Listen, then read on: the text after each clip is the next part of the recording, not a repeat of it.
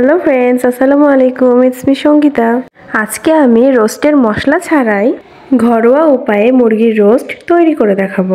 Roast তৈরি করার জন্য আমি 4 টুকরো মুরগির পিস নিয়ে নিয়েছি এবং এর মধ্যে পরিমাণ মতো লবণ, 2 টেবিল চামচ টক দই এবং 1 টুকরো লেবুর রস এর মধ্যে অ্যাড করব।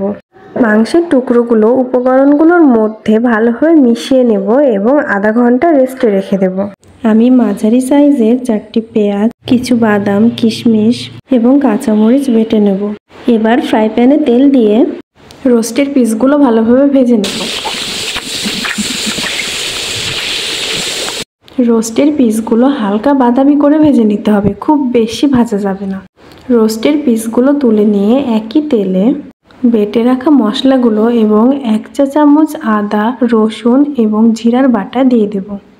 মশলাগুলো একটু ভেজে নিয়ে এর মধ্যে 2 টেবিল চামচ টক দই এবং গরম মশলা, পরিমাণ মতো লবণ ও আমাদের বাসায় তৈরি করা স্পেশাল মশলার গুঁড়ো 2 চা চামচ দিয়ে দেব। মশলাগুলো ভালোভাবে ভুনে নিয়ে এর মধ্যে ভেজে রাখা রোস্টের পিসগুলো দিয়ে দেব এবং ভালোভাবে নেড়েচেড়ে মিশিয়ে নেব। প্রয়োজনে অল্প পরিমাণের পানিও অ্যাড করতে পারেন। এর মধ্যে আমি 3টি গোটা কাঁচামরিচও দিয়েছিলাম। মাংসগুলো কষানো হয়ে গেলে এর মধ্যে 1 কাপ লিকুইড দুধ দিয়ে দেব।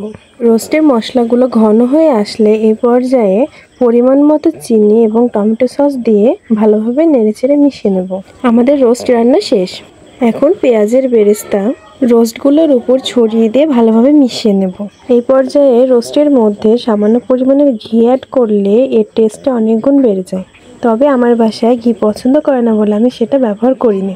আমাদের রোস্ট রান্না কমপ্লিট। ওকে, আজকে তাহলে এই পর্যন্ত। আল্লাহ হাফেজ।